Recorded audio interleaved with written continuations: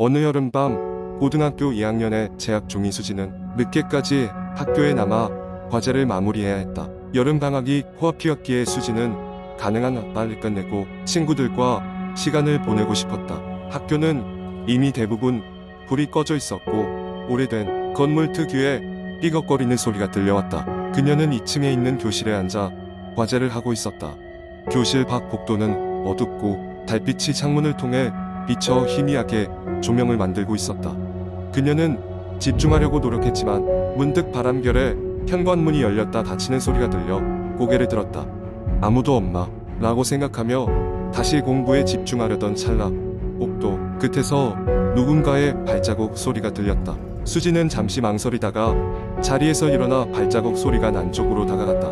그러나 아무것도 보이지 않았다. 단지 복도의 옛날 사진들이 애매하게 비춰졌을 뿐이었다.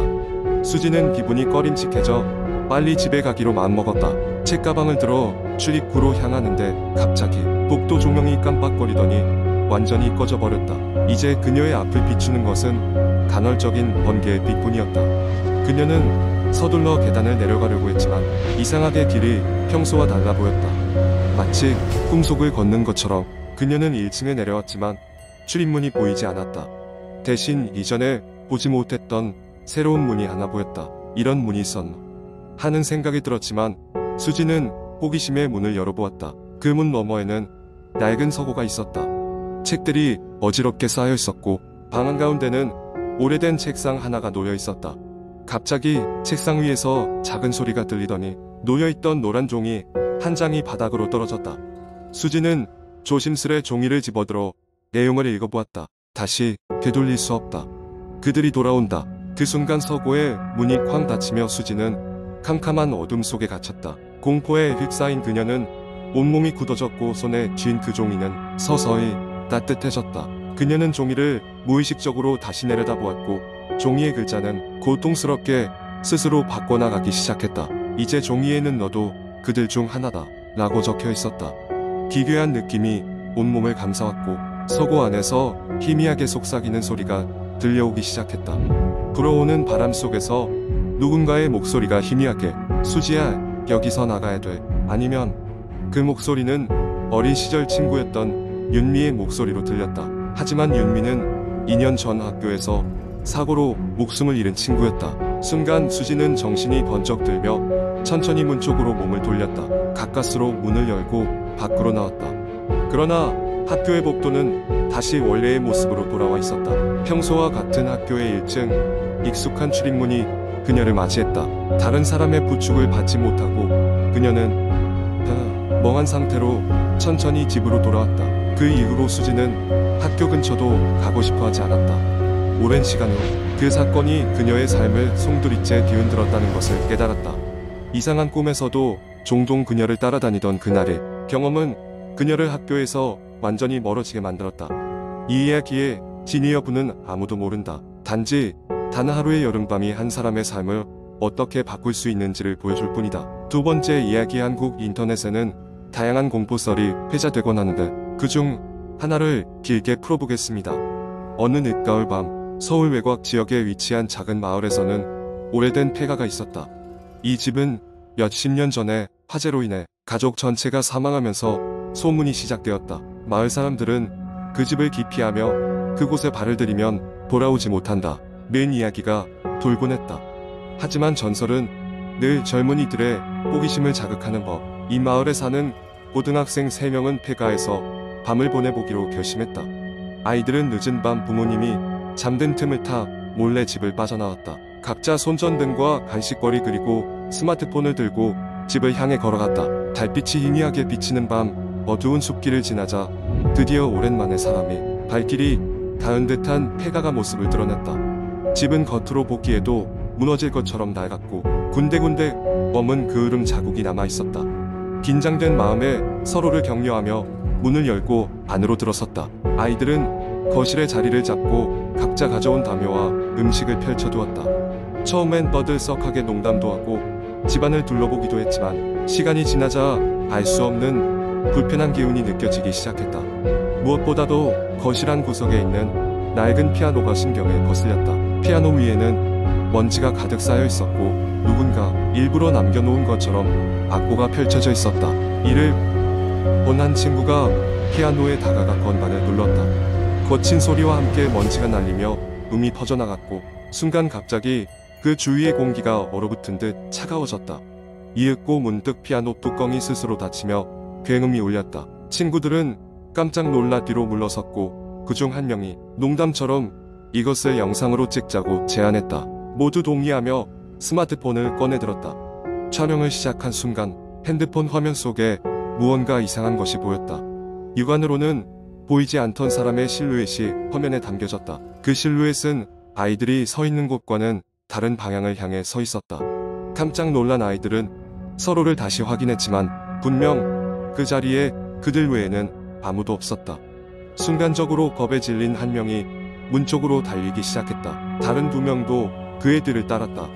문을 열고 뛰쳐나온 순간 갑자기 집 주변의 나무들이 흔들리고 윙윙거리는 소리가 들려왔다. 하지만 그 누구도 보이지 않았다. 허겁지겁 뛰어와서야 아이들은 마을의 가장 큰 나무 아래에 도착했고 그곳에서 정신을 차릴 수 있었다. 아이들은 숨을 고르며 서로의 상태를 확인했다. 다행히 다친 사람은 없었지만 모두 정신적으로 지쳐 있었다. 결국 그날 밤의 일은 단순한 장난처럼 묵혔고 누구도 다시는 그 집에 가려고 하지 않았다. 하지만 이상한 것은 촬영된 영상에서는 처음 보였던 실루엣 외에도 창문가의 여자의 얼굴이 선명히 찍혀 있었다는 사실이었다. 그 여자의 슬픈 눈빛을 정확히 설명할 수는 없었지만 그것은 본 사람에게 깊은 여운을 남겼다. 그 이후로도 가끔씩 그 폐가를 향하는 호기심 많은 사람들의 발길이 있었지만 이상하게도 그들이 돌아와 들려주는 이야기에는 항상 공통점이 있었다. 피아노 소리, 창문가의 얼굴, 그리고 무겁게 내려앉은 슬픔의 기운. 마을 사람들은 그 누구도 모르는 그 집의 이야기를 여전히 조심스레 전하며 그곳을 피하고자 했다. 그런 공포는 단순히 이야기로 끝나는 것이 아니라 그 모든 것을 직접 느낀 사람들의 마음속에 깊은 상처로 남았다. 세 번째 이야기. 인터넷을 돌아다니며 한국의 공포썰을 찾다 보면 유독 자주 언급되는 이야기가 있다. 바로 촌길에서 만난 그 남자 라는 제목의 글이다. 이 이야기는 오랫동안 많은 사람들에게 회자되었고 이제는 일종의 도시 전설처럼 자리 잡게 되었다. 이야기는 한적한 시골 마을에서 시작된다. 서울에서 바쁘게 살던 주인공은 잠시 도시 생활을 벗어나기 위해 친구가 사는 시골 마을로 여행을 떠나게 된다. 그 마을은 아침이면 안개가 자욱하게 끼고 밤이면 쏟아지는 별빛이 아름다워 평소 도시에서 보던 풍경과는 사뭇 달랐다. 주인공은 도착 첫날 젖은 공기와 풀내음을 맡으며 마을을 산책했다. 그러던 중 길가에 위치한 오래된 우물 하나를 발견하게 된다. 우물 주변은 잡초로 덮여 있었고 주변엔 경고문 하나가 붙어 있었다. 그 경고문에는 우물에 가까이 가지 마시오. 매우 위험합니다. 라는 문구가 적혀 있었다. 호기심이 발동한 주인공은 경고문을 무시하고 우물 가까이 다가갔다. 그때였다. 갑자기 어디선가 의문의 남자가 나타나 주인공을 향해 경고했다. 여긴 오지 말라고 했잖소. 이 우물에는 사연이 있습니다. 깜짝 놀란 주인공은 그 남자의 갑작스러운 등장에 당황했지만 궁금증을 이기지 못하고 물었다. 무슨 사연인데요? 남자는 어두운 얼굴로 우물의 이야기를 시작했다. 과거 이 마을에 전쟁이 일어났을 때 많은 사람들이 이 우물에 의해 목숨을 잃었다고 한다. 우물의 깊숙한 곳에는 지금도 그들의 영혼이 홀로 방황하고 있으며 종종 그 영혼들이 사람들의 눈앞에 나타나 도움을 요청한다고 했다. 남자는 주인공을 바라보며 조용히 말했다. 혹시라도 그 영혼들이 당신에게 말을 걸어오면 절대 응하지 마시오. 그들은 당신을 우물 안으로 끌어들이려 할 테니. 이야기를 들은 주인공은 마음이 무거워졌지만 동시에 그 이야기가 단순한 전설에 불과하다고 생각했다. 그런 생각을 하며 친구와의 약속 장소로 향하던 주인공은 갑자기 뒤에서 누군가 자신의 이름을 부르는 것을 들었다. 낯선 청년이 서 있었고 그는 주인공에게 다가와 말했다. 저 우물 근처에서 뭐 하셨어요? 거긴 정말 위험한 곳이에요. 주인공은 당황하며 대답했다. 그냥 구경만 했어요. 전 아무 짓도 하지 않았어요. 청년은 걱정 어린 눈빛으로 주인공을 바라보며 말했다. 그곳에선 절대 소리를 들으면 안 돼요. 혹시 들으셨나요?